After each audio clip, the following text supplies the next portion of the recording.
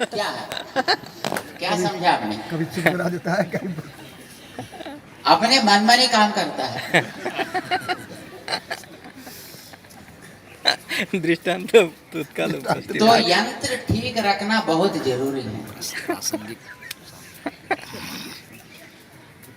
यंत्र यदि हम ठीक नहीं रख पाए तो समझो कार्यक्रम के बीच में चुप हो जाता है। जब हम नहीं चाहते हैं ऑटोमेटिक बकना लगता है, कोई कोई कोई कोई को यंत्र है। ठीक रखो। सो यंत्र यद्यपि बहुत पावरफुल है, लेकिन यदि हम ठीक नहीं रख सकें तो गड़बड़ हो जाएगा। चलो तो बंधुओं, भगवान की जो शक्ति होती है उसको सही ढंग से हम प्रयोजन पाने की जैसा उसको रखने के लिए जो साधन होता है उसको ही यंत्र बोलते हैं। देखो अभी मैं तो चुप रह गया एक 2 मिनट तक। रॉकेट जाता है ना आसमान में, यदि वहां का माइक चुप हो गया 2 मिनट समझो तो क्या होगा? सर्वनाश हो गया, कहीं गिर जाता है वो, या आसमान में कहीं जाएगा जिसका पता हम फिर नहीं कर पाएंगे, बिखर जाएगा। या एकदम ब्लास्ट हो जाता है, विस्फोट। वहां तो यंत्र के प्रति बहुत श्रद्धालु होते हैं लोग।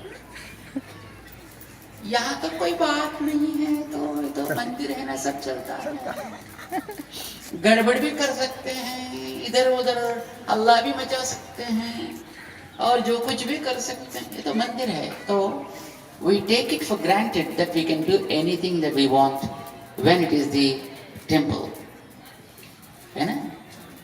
सर्व प्रकार का स्वतंत्रता हम ले लेंगे, भगवान मानते हैं तो इसलिए हम जैसा चाहिए वैसा कर लें, ऐसा लोग समझते हैं। लेकिन सामान्य क्रम से भी भगवान की सन्निधि में ज्यादा होशियार रहना पड़ेगा, ज्यादा श्रद्धा से रहना पड़ेगा।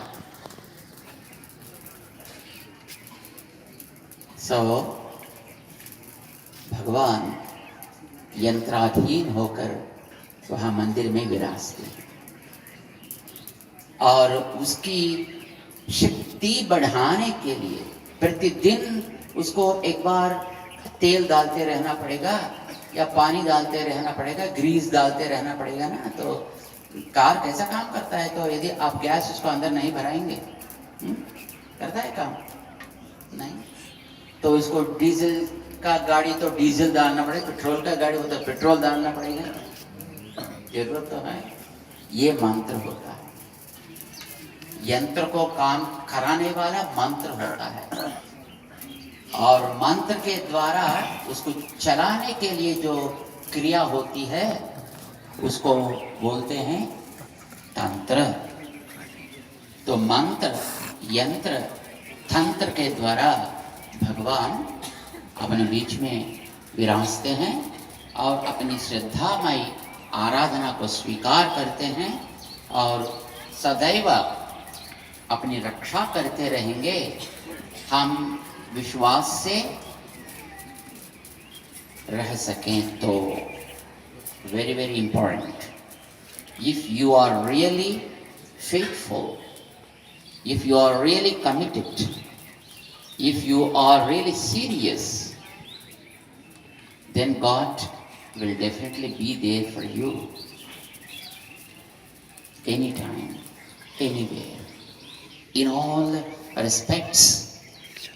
He is available for you and he receives your services and he blesses all the wishes you want. जो हम चाहते हैं वो दे सकेंगे, जैसा हम चाहते हैं वैसे दे सकेंगे, जहाँ भी हम चाहते हैं वैसे कर सकेंगे।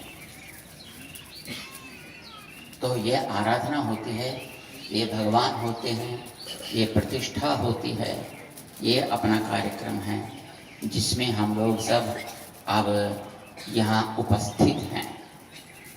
अहोभाग्य की बात है। तो हमेशा ऐसे कार्यक्रम नहीं होंगे। जब हम इतनी श्रद्धा से यहाँ पर उपस्थित होते हैं तब समझो यहाँ पर सारी देवता आ रहते हैं। 33 करोड़ देवता भी यहाँ पर आ जाते। जब भगवान स्वयं ही आएंगे तो क्या देवता नहीं आएंगे, है ना।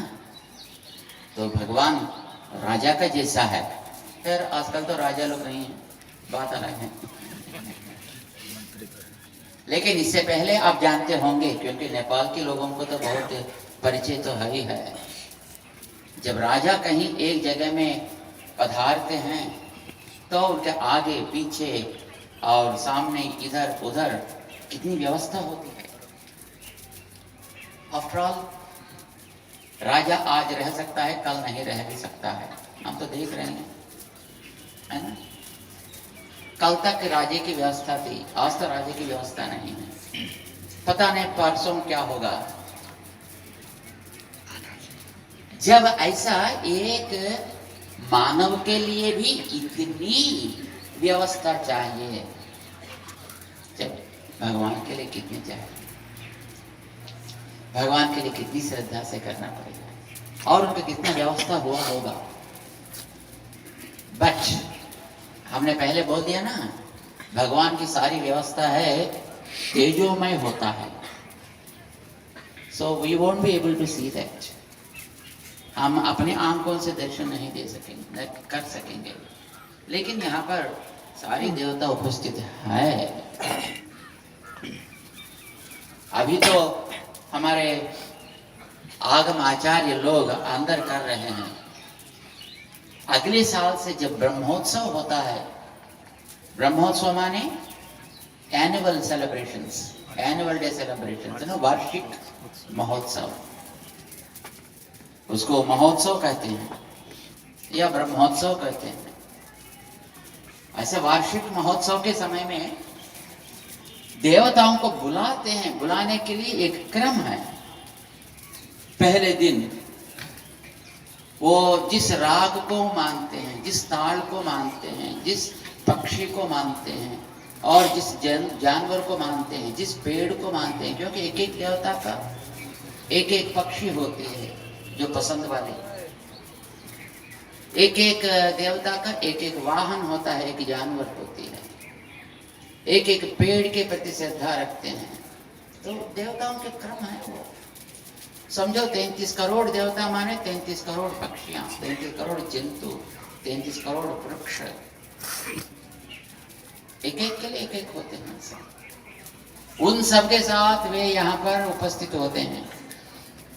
अभी आप लोग 2-3 हजार लोग आ गए तो ये तो भीड़ भाड़ हो गया। जब 33 करोड़ प्लस 33 करोड़ प्लस 33 करोड़, कितना भीड़। स्वामी जी ये क्या हो जाएगा, ये तो एकदम फुल जाएगा। नहीं होगा, ऐसे चिंता मत करो। वो सब ऐसे एकोमोडेटिव है, कोई बात नहीं है। एडजस्ट हो जाएंगे। First level, second level, third level. आप कभी मुंबई गए? मुंबई में नहीं गया? अब आगे जाके देखो, वहां घरा होते हैं। एक 10 बाई 10 एक घर में फर्स्ट एक रहता है, उसके ऊपर एक छत रखते हैं, वहां और दूसरा फैमिली रहता है। उसके ऊपर और एक छत रखते हैं, वहां तीसरा फैमिली। तो एक 10 बाई 10 में 3-3 फीट में एक एक फैमिली हो जाएगा। It's a kind of accommodation, no? तो देवता लोग उससे भी ज्यादा एकोमोडेटिव है। कोई बात नहीं। ये भी 33 करोड़ लोग हैं देवता, वो सब 1 फीट की जगह में ही एडजस्ट कर लेंगे अपने। Memory card hard disk. या आप जानते हैं आपके हाथ में जो आईपैड है, आईपैड है या आईफोन है, अरे उसके अंदर काम करने वाली चीज कितना होता है? हाँ? इतना छोटा चिप, माइक्रोचिप।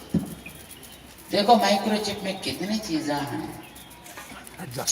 जब आप लोग ही इतने छोटी जगह में उतने चीजों को रख सक रहे हैं, तो क्या देवता आपसे कम है? नहीं?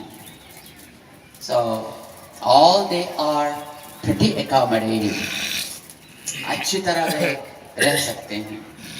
तो आज उन देवता यहाँ आने के लिए, रहने के लिए और भगवान को हमको देने के लिए जो यंत्र चाहिए, उस यंत्र की स्थापना हो जाएगी। आज यंत्र स्थापना और मूर्ति भी आज ही अंदर पहुंचेंगे, गर्भालय के अंदर। कल ठीक मुहूर्त के समय में ये कलश के साथ भगवान को कुंभ अभिषेक होगा। तो जब भगवान वहां मूल स्थान में विराजने के जो जगह है, उसके अंदर यंत्र का स्थापना होगी, उसमें हम अपना द्रव्य को भी अंदर रख सकते हैं। चाहे आपका रिंग हो या आपका कोई नेकलेस हो या कोई लॉकेट हो, जो भी चीज है ना, आप जो धारण किया हो ऐसा ही नहीं है। जो आपने लॉकर में रखा है उसको लॉकर में रख सकते हैं।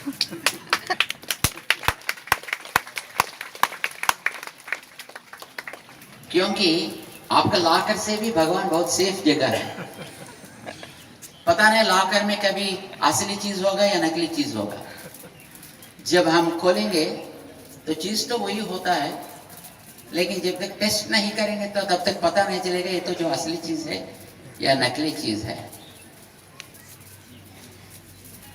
लेकिन जिस लॉकर में अभी हम लोग रखेंगे, जिसका नाम है श्री विग्रह, यहाँ अपनी चीज एकदम पक्का रहेगा, परमानेंट रहेगा, भगवान की कृपा को हमेशा देते रहेगा।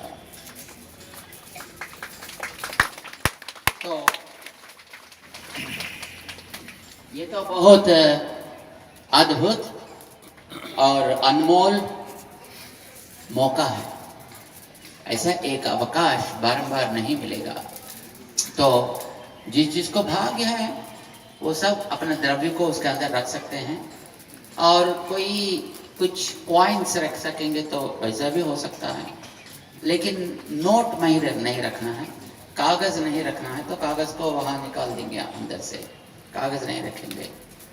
तो कोई एक द्रव्य होता है तो द्रव्य को ही अंदर रखेंगे, चाहे वो एक कॉइन के रूप में हो या कोई एक वस्तु के रूप में हो, व्हाटएवर इट इज। कागज तो बॉक्स में रख सकते हैं, बॉक्स में रख सकते हैं। ओहो, हमारे आचार्य लोग कह रहे हैं, स्वामी जी ऐसे कागज नहीं चाहिए, ऐसे मत बोलो। कागज को बगल में रहने वाले बॉक्स में रख सकते हैं। This is a kind of accommodativity. तो एडजस्टमेंट होता है। It's good. सो अभी हम तीर्थ गोष्ठी पावन को वेला भयो सवेले तीर्थ गोष्ठी को लाही पंक्तिबद्ध भैर आवन पर छ तो आगड़ी वाटा।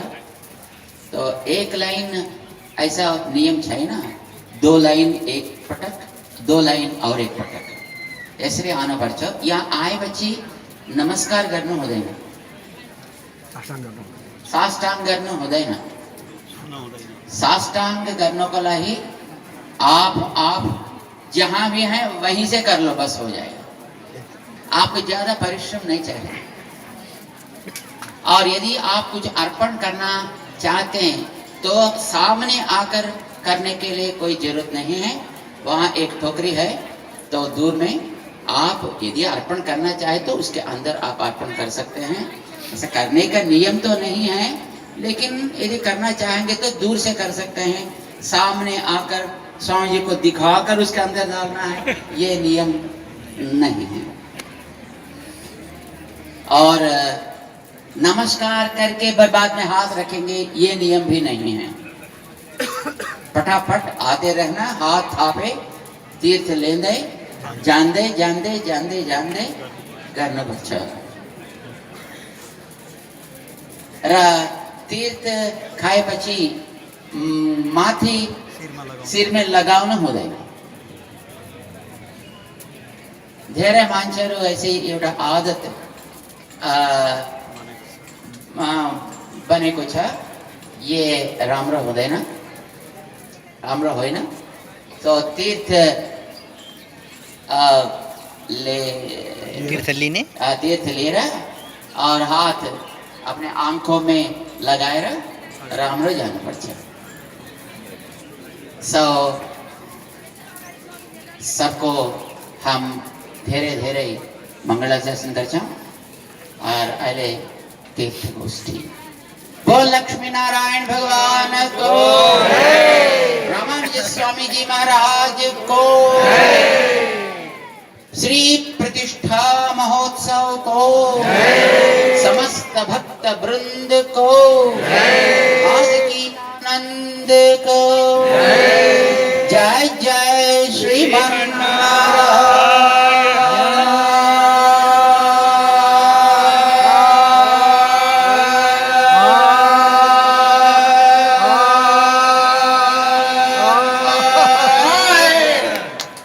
हम 5 धरेंगे